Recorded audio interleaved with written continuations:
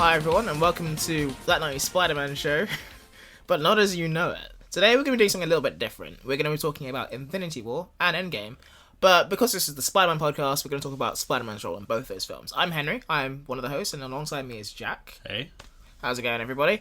And yeah, we want to talk about Avengers Endgame, which I'm assuming you've seen now, otherwise you're fucked. Just so you know, turn it off, please, if you haven't seen Endgame. But if you have, you're in luck. We're going to be talking about the entire two movies with Spider-Man's involvement. So, where does Spider-Man start off?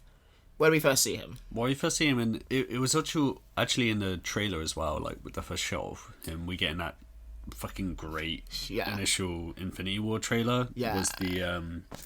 It's just like him on a bus, right? And then the hair stand up on his hands. Like a spider sense goes off. On his arm, I mean. Yeah. And, which is I guess everyone was talking about how that was the first MCU canon spider sense. But they have had moments, they just don't stop to go, this is his spider sense, which I actually really appreciate. Well, I don't think it's necessarily wrong either way. I just think it's... I don't know, it's just I don't know why people would assume that, if they haven't told me explicitly, then he doesn't have it. Yeah, that feels like a dumb thing. And there's been moments throughout the MCU where it's shown that he's... the bit where he's fighting Bucky in the airport. And in he's... Civil War. Yeah. Where he's sitting and his eyes go really wide, he's like, oh shit, and he turns around and something's flying at him. Yeah. And even in a bit in Homecoming as well, where people have been coming at him from behind and he's not even looked around, he's just dodged them already. And little things like that kind of tell me that they're doing it, but they're not just making a big song and dance of it.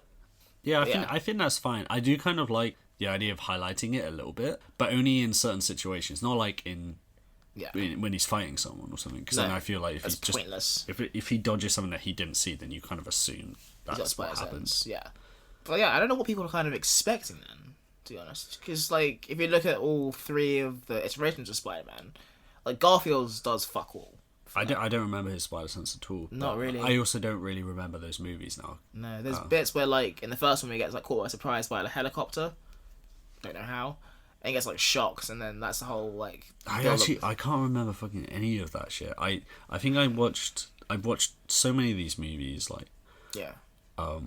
more than once, even the ones that are just kind of okay. Yeah. But those two Amazing Spider-Man movies, I think I saw them once in the cinema, and I was like, I'm alright, and I just never saw them again. And I think I maybe flipped on TV and saw Andrew Garfield doing kickflips to Coldplay, and I was like, oh, okay, and turned over again. Yeah, I'll watch anything else.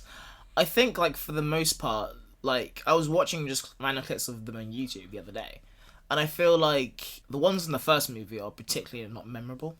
What, the spider sense? The spider sense, yeah, I'm assuming, there's a lot of, indications of his power, but it's not really there, and there's a bit, towards the end of the film where, that would have gone off if he had spider sense, where he's kind of swinging to save Gwen Stacy, and he's being chased by the police, and then a helicopter takes him by surprise. He gets shocked in the chest.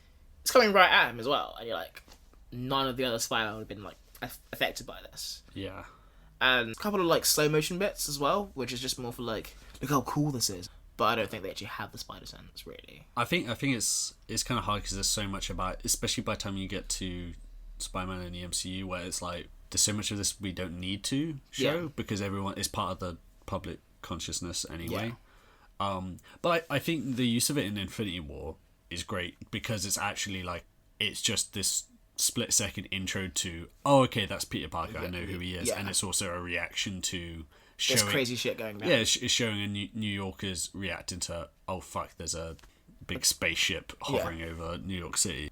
And so he says to Ned, make a distraction for me, which he's already doing because they're holy shit, a fucking spaceship in the sky. Yeah. Which I thought was a really nice touch. Yeah, I like that whole bit as well. And then he also has those web shooters where I'm not sure if this is the first time I saw it, but where they he has something in his bag and he kind of puts them on, presses a button, and it kind of goes around his wrist. Yeah, they automatically wrap around him, which I get for the sense of quickness, but just personally I don't really like. I don't like the tech thing being so over the top with Spider-Man. I kind of like the mechanical, he made these himself, not this is Stark tech.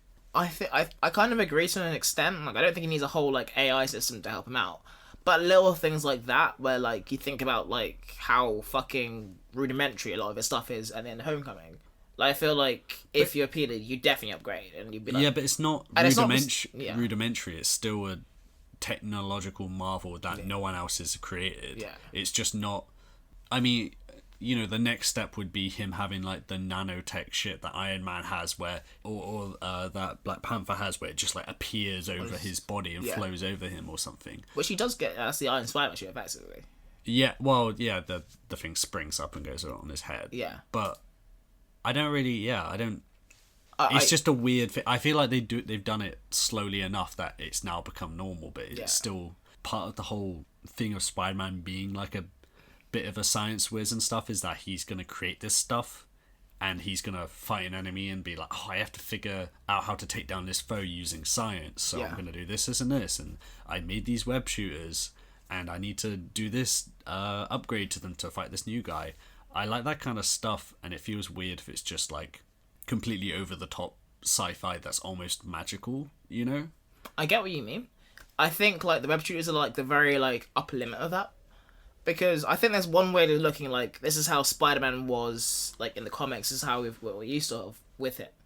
But I also think that this Spider-Man, like in the context of the MCU, like it would feel weird if he didn't have all that, considering how his like arc came into the MCU.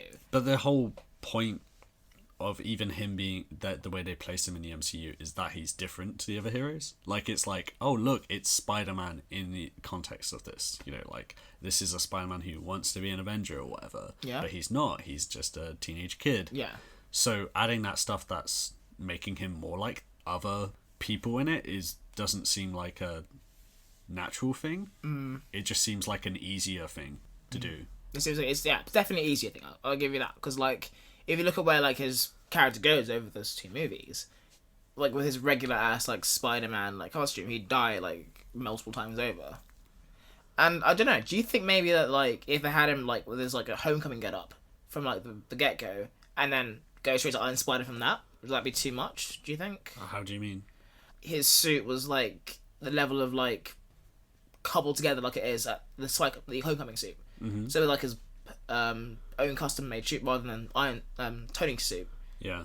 And like he kind of came in with that and then got upgraded to Iron Spider from that. That'd be too much of a jump.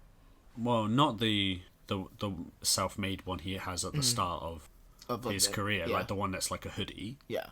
I think obviously don't stick with that because that's not the Spider-Man costume. Yeah.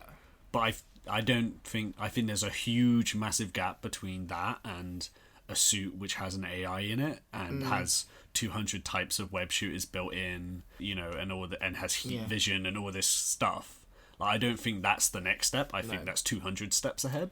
That is 200 steps ahead, but like I also think that like. But again, it would have been easier if like they just had that same suit, but just removed all the systems. So it's training, like, it's pretty much a training system. I think would be like an acceptable. Yeah, level. Rather than like leaving him with it, which I don't know how they're going to do in the next one, but I guess let's keep it on track for Infinity War, because we're talking about every other movie but Infinity War. We'll talk about Spider-Man in all contexts. So, opens the window, swings out of the bus, no one knows where he goes, and he ends up like pretty much where Tony Stark is in Central Park. Yeah, and I love him because he gets like his two intros basically. Yeah. You get his Peter Parker and then his Spider-Man intro, which is mid-fight. I think what's the name of the guy? Cull Obsidian. I don't think they name any of these guys now, but one of Thanos' kids. Yeah, the big one. Big chunky dude. Yeah. He like attacks. He's fighting Iron Man. And he's fighting like the Hulk. Yeah. But like Wow, he's not Hulk. Hulk's like been like wonged away. Yeah, and I think they're fighting in the middle of this park, and Spider-Man just kind of catches like the claw thing, and then like he's like, "What's up, man? What the fuck is this guy?" Yeah, his head just like pops into frame like that, and he's like, "Hey!" And it's like I do remember watching that and people cheering when he comes in, because I do. It's a very Spider-Man entrance. Yeah, I like the whole when he's in the MCU and he's interacting with these characters. I really like that because there is something that people respond to, because he isn't a part of this. He is an outsider from this stuff. He's younger. He works on his own. He's not like a hero to the whole world or whatever. So seeing him sort of pop in and be a bit goofy and silly, a bit giddy as well. Yeah, exactly. And him just sort of popping in like, oh hey, I'm here, is kind of great, and a very sort of comic booky thing of just like there being a fight with Avengers in a in New York City, and Spider-Man's like, oh, okay, well, I'm just here now because this is my territory. Yeah, what the fuck are you guys doing here? What's up? Yeah, it's like it being in uni and like there's a house party next door, like your flatmates having a party, and you kind of pop in like, hey guys, what's up? Everyone kind of drunkenly cheers, and you hang out with them for a bit, and you go back to bed. So yeah, like he kind of shows up and he's like, hey, what's up, Mr. Stark? And Tony kind of like cliff notes see what's going on. He goes like, go find the wizard, and he's like, yeah, sure. Yeah, and then that whole chase as well, because there's what's his name, the Ebony Maw. Ebony Maw, yeah. He's got the telekinetic powers, and he's chasing after Doctor Strange, who's knocked out, but like his cape is like taking him to safety. That whole chase is quite. I think it's good. I think it's a good scene. It's a good scene, and I also think it's kind of ridiculous, but also I don't know. There's something. They make use of their powers in interesting ways, and it's interesting seeing someone like Ebony Maw, who's ultra serious, uber powerful, going up against someone much weaker than him, who's also just like trying to do the right thing in very almost like simple, just human, almost naive kind of ways. Yeah, and it's and no sort of knowledge of the grander scheme going on. Just trying to help out. Just trying to help a wizard out.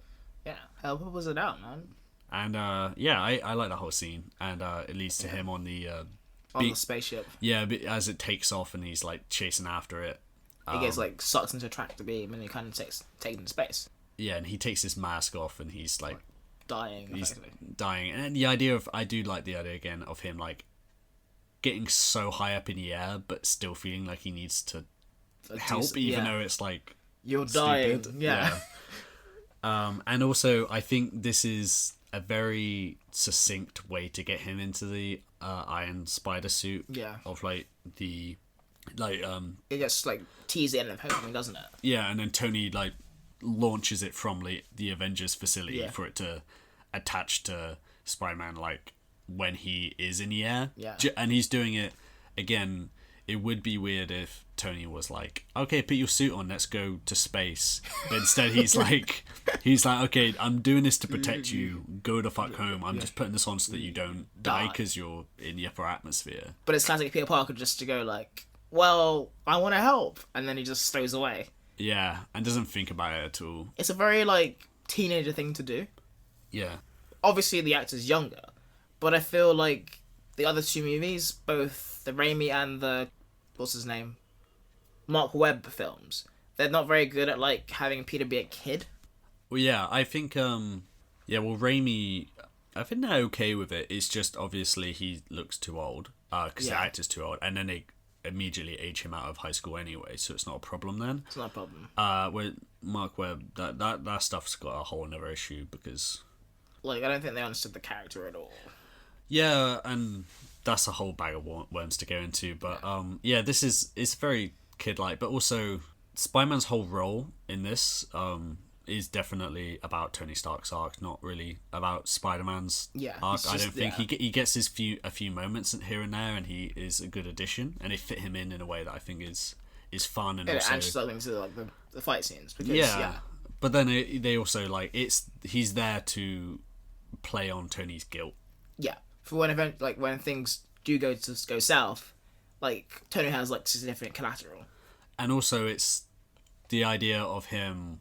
As soon as he turns up on board, it's like this argument of like, I'm trying to look after you, you know, and I don't want you to die. Yeah, and you're just stowing away, and him being angry at him, it's like it's the same sort of dynamic from Homecoming. Yeah, almost father son, and there's like a little like moment where like Spider-Man starts talking shit. And you see Tony going like, "Oh, smack the fuck out of you!" Yeah, because he goes like, "You gave me this suit. So you gave me the suit, so technically it's your fault." And you see like it triggers like Tony's brain, like of the idea of thinking anything is his fault is such a sensitive topic. Yeah, and you see him like, if he's a dad, he kind of brings his belt out. He's like, "Okay, you've gone too far," and you can like the whole scene stops during all of this going on, like this planet-ending, universe-ending threat. The movie stops for this little moment. And this suit is ridiculously intuitive, by the way, so if anything, it's kind of your fault that I'm here. What did you just say? I take that back. And I also like him meeting Doctor Strange. I mean, they spoiled it in the trailer that as a joke, but like the whole like going like, oh, okay, we're using our stupid made-up names. I'm Spider-Man. I'm Spider-Man. And Doctor Strange's like, fuck you. Yeah, and I think that's still like the strongest suit of a lot of these MCU movies is seeing these different characters from wildly different universes sort of meet up with each other and interact and play off of, like, this is how Peter Parker would react to meeting an intergalactic space wizard. Yeah, exactly. Who we saw get there in a natural way, but like for him, he's just like, oh, it's a wizard guy. Yeah. Your name is Doctor Strange, huh? Okay. Billions of miles from Earth with no backup. I'm back up. No, you're still away. The adults are talking. I'm sorry, I'm confused as to the relationship here. I mean, what is he, your ward? No. I'm Peter, by the way. Doctor Strange. Oh, you're using your made-up names. I'm Spider-Man, then. I think the strength of the MCU compared to, like, the iterations before with the X-Men and with Spider-Man is that, like, it's not ashamed to be that. Yeah. It's obviously very aware that it's stupid, but it doesn't, like, shy away from that. Well, I wouldn't say Spider-Man was ever really ashamed of being Spider-Man. I feel like with the Green Goblin costume especially. Yeah, things like that. Like, I think it's better than, like, for example, the X-Men or Daredevil, but I do think there's a little bit of that. Yeah, I do, but I also think, I don't know, maybe we'll talk about this more in another episode, but the whole Green Goblin armor has grown on me over the years. I think it helps that Willem Dafoe is incredible in it. And I understand the impetus we want. This is battle armor, and the story in that being that he was creating armor that was for military use, and then he just made a mask to add on top. Yeah. So it kind of makes sense for them to make it like that, and I don't think it looks... I think they could have made it look more interesting, but I think it looks fine. And I think the idea of making a... Yeah, it definitely wasn't an era where they were going to jump that far in. Yeah. I don't even know if the MCU would. I don't think they're going to do Green Goblin anyway. I think it's been done to hell already. Yeah, if they did, then I don't know if they would go with the classic thing. I think they'd feel obliged to, but I still don't think they'd go all the way with it. Or they'd make it CG or something stupid. They'd probably make it CG. I guess now they're committed to like doing faces and stuff and masks and eyes and stuff all CG, so they could probably get away with doing that. Okay, I'm not sure how that will work in practice, but like I can see them doing that. But no. So, they're in the spaceship, and this is the point where, like, Tony Fisher, like, knights him an Avenger. Oh, yeah, of course. Yeah. Which I like that as a moment as well, because it's kind of... It's something that he really wanted the whole time, but then he's also, like... It's a kind of almost a sad man, because he doesn't do it as, like, this is a great thing. It's like, wow, okay, this is what you wanted, kid. You're an Avenger. Fuck it. It's kind of like an all hands to the pump thing as well. We're like, we're about to fucking die, but fuck it, whatever. You're Avenger now. Come help us. If that makes you feel better. You're an Avenger now.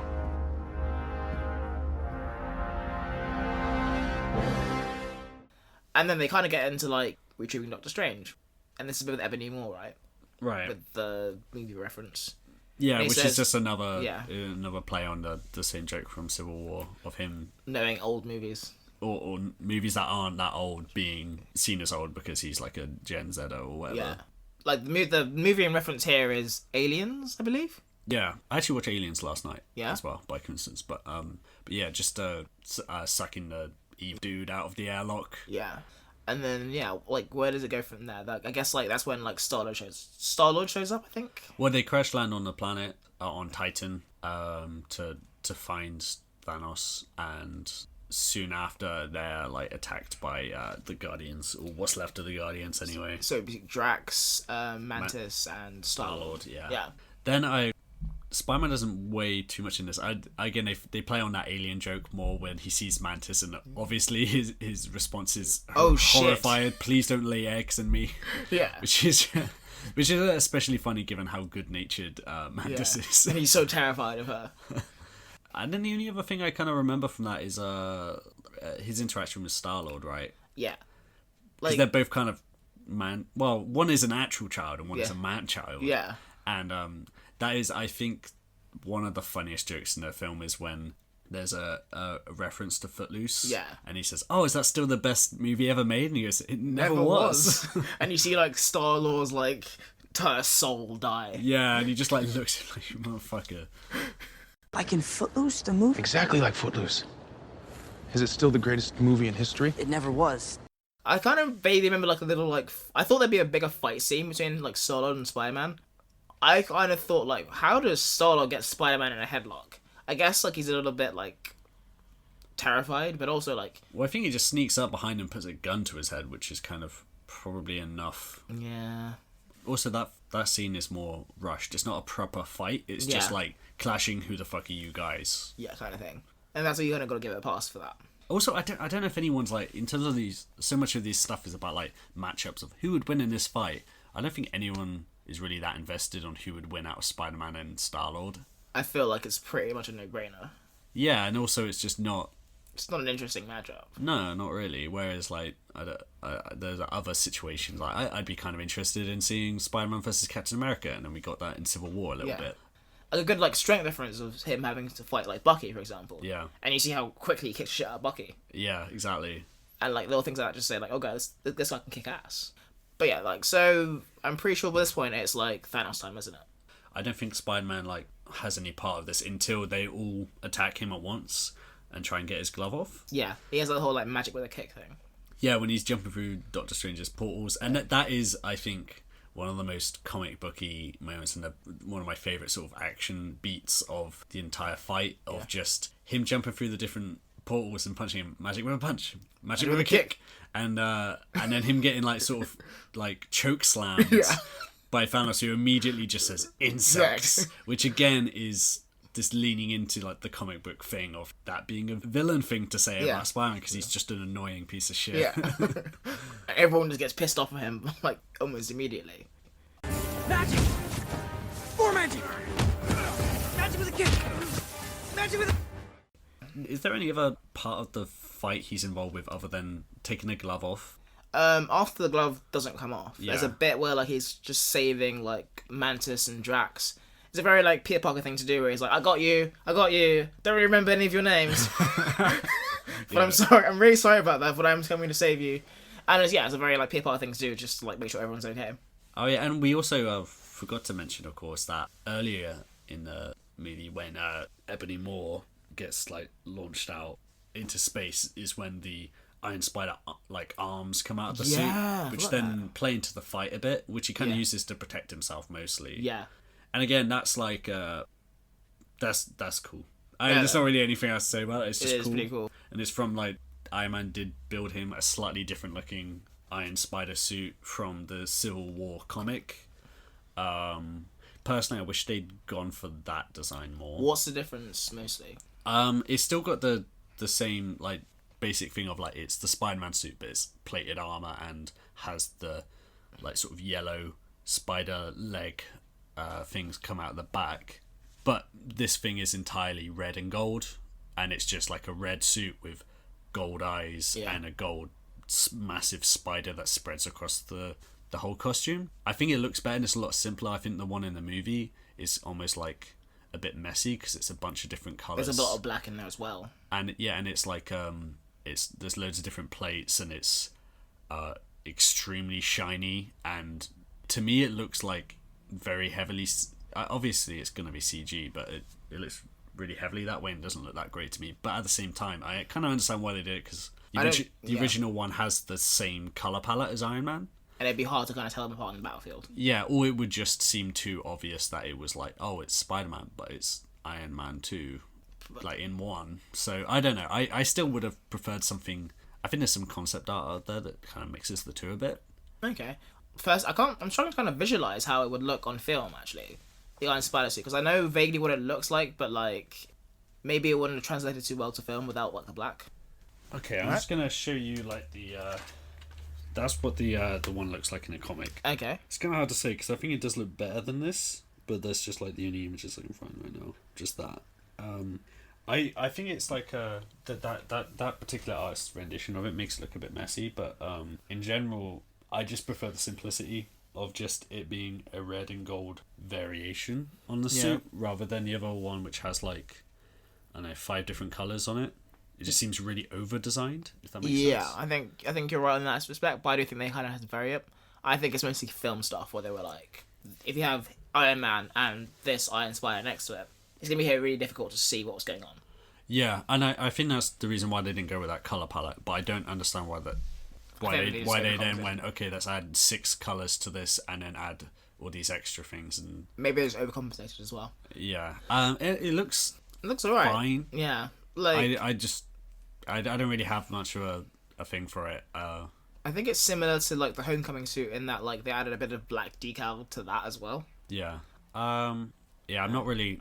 I don't really have much of an opinion on it. I remember finding it really, really disappointing when I first saw it because I thought it was kind of a slam dunk thing that they missed. Yeah, okay. And then when I saw it actually in action, I was like, oh, okay, well, I get why they changed it, but also... It would have been nice. And I remember when that trailer first dropped and you see the image of him putting a suit on and sort of like on the side of the spaceship. Yeah. So many people were like, oh my god, it's the Iron Spider, yes. And I just didn't have that enthusiasm. I was like, oh, it's something that looks kind of ugly. Yeah.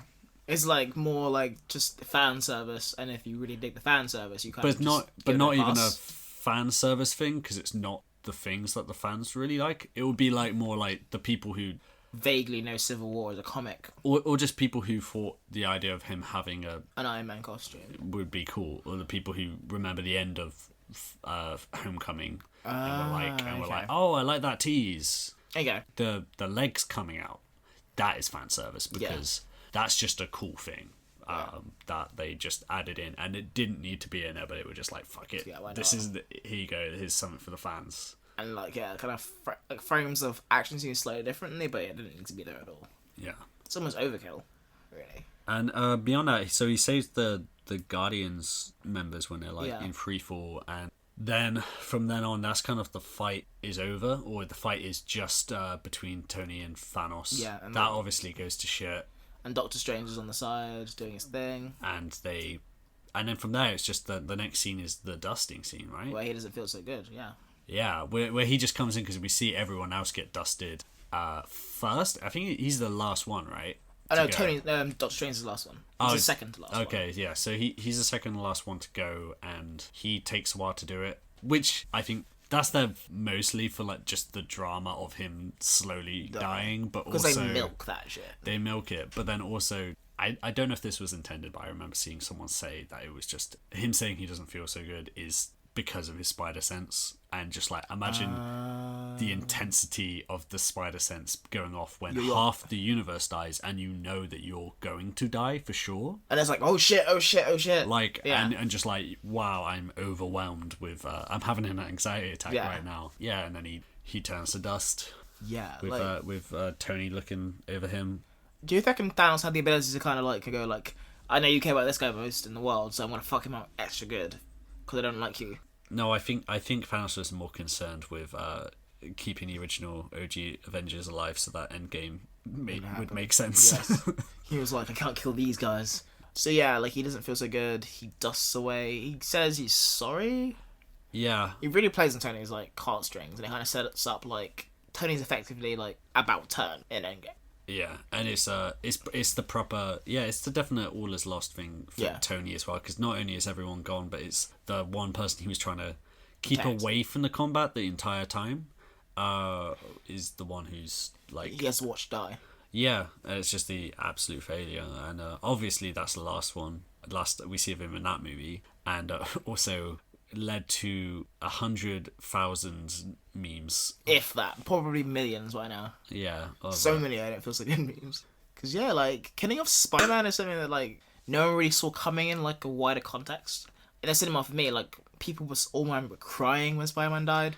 Yeah, I didn't hear that, but I do. That's one of those situations where I was like, okay, I understand this for the story, and I'm fine with it. But then you also think in the sense of like there are kids watching this, and he's generally for the most part going to be a kid's favorite character in a movie, probably, and or at least one of their favorites. And seeing him horribly die, begging for his own life, and have that happen like right near the close of the movie, I do wonder if like it's like a 6-year-old watching it. That's fucking traumatizing. Yeah, and they've got to wait like a year. Yeah. I guess there's loads of parents coming out and being like, "Don't worry, he'll come back next year." Hopefully, but like I think that was probably pretty masterful on their part of being like, "This fucking matters." I remember there being loads of people online being like, "Maybe he's not going to come back. They're going to replace him with Miles Morales." And I was like, "No, hell no, they're not going to do that." Are you fucking crazy? Yeah, they wouldn't just kill Spider-Man like that. Yeah, he's a black one. It's just good. Yeah, I think they like that Peter Parker. They like that Peter Parker money. So. I don't think MCU is ready for like a Miles Morales, to be honest. I feel like introducing him in into the Spider-Verse was a good call. Because like, Well, I think he's ready for him, right? Because it's just like you can do this shit whenever you want. Saying that like that's the thing with this MCU stuff. They just always put off so much of this stuff. yeah, Oh, like now at Endgame, it's like, okay, now we're ready for like oh, now we got Captain Marvel, and now we can have like women lead these movies. You know, at some point in the future, we couldn't have done it before. There was too much going on. Of course, they could have done it. Like they chose to not do it that way. I didn't think that people would go for it. They could have made Homecoming could have been Miles Morales. They could have, But they just wanted. I think it's part of the thing of them just going playing it safe. I think they very much wanted to do the classic versions of characters. So they weren't changing things up too much, or they were, but it was usually the plot lines they changed, not the character itself. Would be fairly similar to the comics. And then maybe their villains would change or something. And I think they wanted Peter Parker to meet Captain America as opposed to Miles Morales. Yeah, Peter Parker. Because there's no real like, I guess like a lot of the cinema audiences, they're used to Peter Parker as the character. And also, if you want to build hype, then maybe after even further from home, the Spider-Man prequel comes out, maybe after that point when people are even exhausted of Peter Parker in the MCU, they can be like, oh, well, Spider-Man 3 part 4 can, you know, have a like Miles Morales be a side character, and then people really like him, and then he can have his own movie or something like that. Or they can do a Captain America thing and eventually have him take over the whole Spider-Man. What? Like have a Captain America thing like in Endgame. Oh, sorry. Yeah. Oh, I see what you mean. They have him have his own Anthony Mackie moment. Yeah, well, that's the confusing thing, because they wouldn't be able to really adapt it from a comic or anything, because it's the Ultimate Universe, and it's the ultimate version of Peter Parker being killed, and then months later, someone called Miles Morales. Is it Morales or Morales? Morales, I think, because it's just Latino. But then Miles took over him, and then eventually through some comic book bullshit, they brought him into the regular universe. Okay. So they're not going to be able to... Oh wait, so is Miles Morales in the regular universe? I thought it was in the Ultimate Universe. Well, the Ultimate Universe doesn't exist anymore. There was an event called Secret Wars, or Secret War, I can't remember which one. See, isn't Secret Wars the one where like Spider-Man gets the black costume? Or is... See, that one was in the 80s, and they did another one, and that was this big event. It was really fucking good, actually. Yeah. But it involved basically the end of the multiverse, and a new universe was created at the end, which was basically their big reason to be able to reset the continuity stuff. Just that had just gone a bit crazy over the years. I'm just gonna say that this is the one universe we have.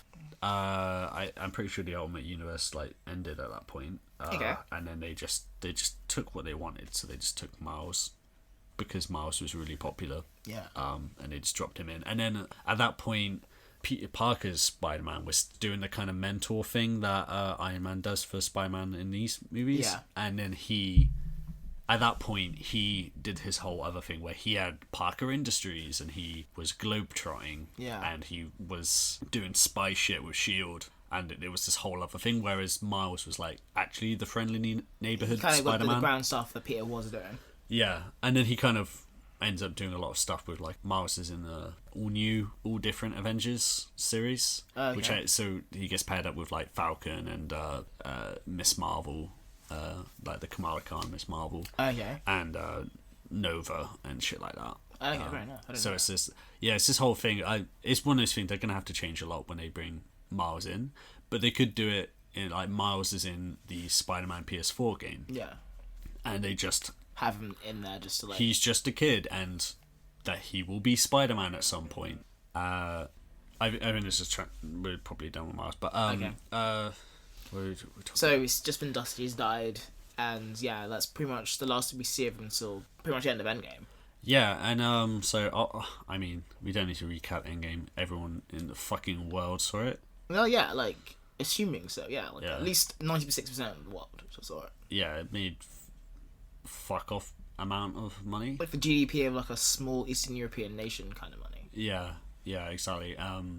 Obviously, like it was all about how we got there, but everyone knew really that there would be a point where the people who were dusted came back, and there would be a big battle of some kind. And so they had that kind of like mini Lord of the Rings battle, and Spider-Man coming through is kind of caps it off in a certain way, because him coming in is like he was the person who died who had probably the most tragic death of that last movie in terms of the ones who were dusted anyway. Yeah. So him coming back is especially moving for Tony, and they get their hug amidst the chaotic battle. Amidst Spider-Man incessantly talking. And also he's that he was part of Tony's motivation for coming back, because he sees that photo of him and he's like, okay, well, I've got a tribe for him. Which, I works in one way, but then also they're at the same time they're trying to do this thing of like Pepper saying we had it pretty good, but other people had it pretty bad. So like Tony's got to be selfless and do it, but he's also doing it to bring Peter back anyway, because he has lost his foster kid, basically. And that will kind of like stay with you for a while. And Peter's role in this movie is kind of exactly the same, which is he does Spider-Man stuff. He gets sort of overwhelmed and has to be almost rescued. Yeah, and then also he has moments of meeting people, and I think the joke is kind of overplayed by Endgame of him meeting a superhero and then being very sort of affable and humble and like, oh hey, I'm Peter Parker, and then sort of Carol being like, oh hey Peter Parker. That plays well, but I think I kind of hope they stop doing it that at this point, because it feels like a very simple. It feels like a joke that a horse that'll get flogged to death very quickly. Yeah, and I also didn't like dislike him in Endgame or anything. I thought he was fine, and obviously he can't be a huge part of the plot anyway, because there's too much going on. Yeah. But I do think he does very much come in, do the kind of, oh shucks, I'm just a regular kid amongst all this crazy stuff. Oh hey, for whatever the joke is, and then hard cut to, oh no, Tony's dying. I have to come in here and do the Mr. Stark, I'm crying and pulling on the heartstrings. Personally, that bit didn't work for me of him being sad that Tony was dying. So I feel like lots more characters needed like a send off, which didn't get that. Yeah, he got that. Well, I kind of get it a bit, because they did have a relationship, and it would be weird if they didn't have a connection, but he's like pushing Cap out of the way, basically. Yeah. And also the way that thing's shot is very close on Tony, and then people enter out of frame to just come in and be like, oh, I'm so sad you're dying, and then leaving. To me, it's shot a bit weirdly, and then Peter Parker literally, it feels very perfunctory to me of just like he comes in and he's immediately like weeping like, and his face covered in tears, doing the exact same sort of emotional bit from Infinity War, like in reverse. Yeah, in reverse, but I think it was better in Infinity War because it was unexpected. Whereas here, it kind of felt a bit just like tacked on. It's like okay, he's done his funny bits, now he's doing the emotional bits, now he's gone from the movie, sort of thing. And again, don't think it's necessarily bad, but it just a little bit flat to me. I didn't get upset by that at all. Like, I think part of it is just like his place in the MCU, like the way he came in, is that like that was his role. Now that Tony is dying, I feel like he'll have a bit more of a stable role. If that makes sense. Yeah, and then we see from that point on, everything we've seen has still been kind of related to Tony Stark. Yeah. Because I guess I don't think he has any more lines in that movie, right? You just see him at the funeral. See him at the funeral. Everyone stood there and with his aunt. And then we don't know a huge amount about Far From Home, which is going to be out soon, and the first one out after Endgame. Yeah. But that spoiler trailer they released immediately has like the world is mourning Iron Man, and that's his emotional starting point of that movie is missing Iron Man and losing his mentor, and Tony Stark becoming the Uncle Ben effectively, even though there presumably is an Uncle Ben still. And I feel that's going to probably play into that as well. Well, it's just the thing. I don't know if it will. I think they showed enough in the trailers to kind of imply that. I don't know where I read this, but I feel like that loss and Uncle Ben's loss are both very close to each other. And I feel like the fallout from the first death will kind of feed into the second death. I think that would be expecting a bit much from a series that doesn't tend to explore all the things they set up. I do think that Spider-Man's going to be a big part of what's going to come, so I'm kind of like hopeful. What do you mean? I think that now like Cap and Tony are out of the picture. Yeah. And like you're looking at like the emotional center of the cinematic universe. Yeah. I think Spider-Man's a natural fit for that. Yeah, but there's a difference between being a emotional standpoint and exploring everything that happens. You know, there's lots of characters who have really big things happen to them in the MCU, and then they never mention it again, or they do mention it but they give it one line, and then they just don't have time because they're doing other things, they've got other priorities. I actually wrote about this a little bit in an article. I might as well include this in the show notes. But I wrote this thing that was called like I forgot the title of it now, but it was on Film Inquiry, and it was about how this one deleted scene in the first Avengers reveals like a central flaw of the MCU. I mean, you can click on that and see what I'm talking about there. Yeah. But I think there's a lot of stuff that they'll set up that they won't go into, and I think again, like, I think there might be like one line referencing Uncle Ben, and then they'll spend a little bit of him dealing with the loss of Tony Stark, and Happy's going to be there, which is obviously Happy Hogan's there, so give him the connection to Tony still is going to be in there. I'm sure that will play into the emotional arc in some way. I don't think that is going to come up too much, and if it is, maybe Aunt May says one thing about Uncle Ben. I kind of disagree. I think it'll play into it more than we kind of anticipate, because I feel like it has to. I know, but like I felt like that so many times with these movies of like, well, this has to be addressed. Yeah. And it so often isn't. And I think, or it is in a very like a hand wavy way. Right, yeah, like brushed over kind of way. Yeah, and which is again fine, but it's just not making the most of those situations. Also, it would be different if this was a movie set in New York, but the fact that there's going to be S.H.I.E.L.D. in this movie, there's Nick Fury and Maria Hill, there's Mysterio, they're going to be in various European cities on vacation. Yeah. It's kind of like unclear, like it's kind of I think there'll be so much going on plot-wise. Yeah. And I think also you've got the fact that I think I read somewhere that Mysterio is meant to be a mentor figure in this movie to Spider-Man. So I think initially, at least. So I think losing a mentor, getting a new mentor, and seeing where that goes, that's going to be the purpose of it. And I think that's why I'm a bit worried about it. I hope I'm wrong, but like I do think that they've got so much they're setting themselves up to do in this, and they are dealing with what happened in Endgame a bit, that I think there's lots of stuff that it's gonna fall to the wayside a bit. I'm kind of hoping that with like this constant theme of mentorship that's gone throughout the Spider-Man films, you have like Uncle Ben dying, you have Tony Stark dying, you have like this new mentor in Mysterio. They'll kind of all become their own like plot, their own like emotional journey for Peter, and that's like that feeling of like, I've lost so many mentors, maybe I've got to step up myself. And that was a big like theme throughout the trailer, was just like Peter's got to step up. And I think they'll address it maybe in that way, maybe not in like a my uncle is dead kind of way that the other movies did. Yeah. But I think in like a wider context of the character. Yeah, I mean, I would love for Far From Home to start and it's a fucking flashback scene to Uncle Ben and just like have some kind of context to it. I don't think that I understand that we don't need to see Uncle Ben die again. We don't need to go over that again. We don't need to know certain information. But in terms of acknowledge it, I would like these movies to start off from an emotional standpoint, you know, and be like, what are we trying to say about this character? And then the plot sort of extend from that, rather than we have to hit these plot markers, we want to include these characters, and then let's just like tack on some themes afterwards. Yeah. So it could be anything.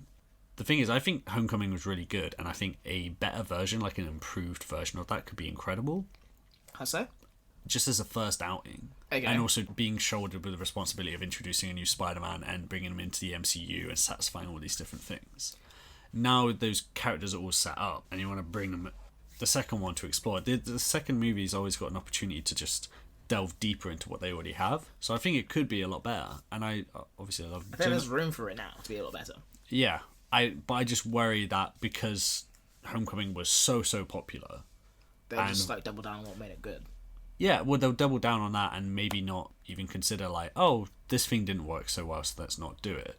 They're just gonna go like, well, people liked it, so let's just do it. Just do it again, but like harder.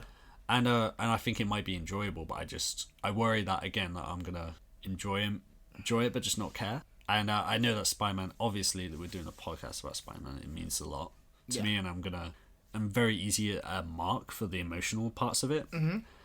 So I don't want another moment like in Homecoming when he's lifting the Rebel and it's a big emotional moment, but I felt nothing because I didn't really have the context for it. Similar to Daenerys, I think, in last episode of Game of Thrones, is that the moment's there, but like the build up to it, the setup for it hasn't been satisfactory. And it can still have an effect, but it's just always... It's going to have more of an effect if you have, like, the groundwork there a bit more. And so, yeah, I like with all this stuff, I just hope that they focus on the character more. I also think that, like, another thing I kind of read is, do you think Aunt May got dusted? Because I'm not sure that she did.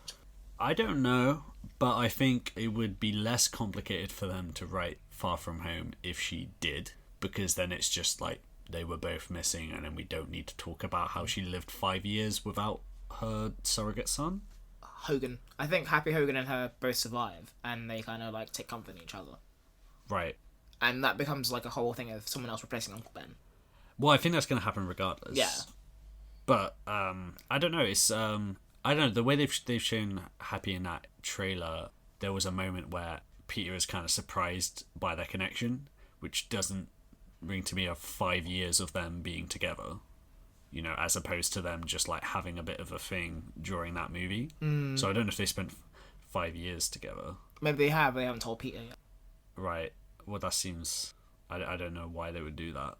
I'm just kind of like making a movie in my head. I just think... I think all that stuff just like over complicates it, because they've got so much to get through and to explain. And then if you're like, oh, okay, well, these two people were alive and had this entire life during this period of time...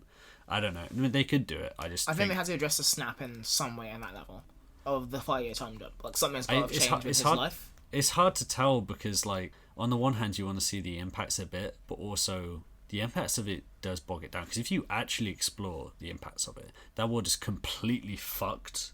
Because loads of people died who didn't get dusted. Entire governments would have fallen. The infrastructure is collapsed. Yeah. There's just because they didn't reverse any of that stuff because they just brought everyone back because Tony didn't want his daughter to disappear, so they decided to leave the absolute chaos and misery that everyone's been living in. And I think that's what like the traumatic memory as well. I think there's the ashes that the new like phase of the MCU will rise like a phoenix from. You know. What I mean is the actual extent to which that affected the world. They can't go completely into it because it's too depressing. Yeah. And it's too complicated. So I feel like it's going to be a bit of a push and pull where they want to address it, but they also want to move on and have a fun Spider-Man movie that isn't about people living 5 years without their loved ones while they're running away from, like, purge people. You know? It becomes like fucking Highlander or whatever. Like, just people like raping and pillaging and like looting and shit. But I do think that, like, if they were going to do that, I think that'd be an easy way of, like, showing the ramifications of the last 5 years. But I don't know if they will do that.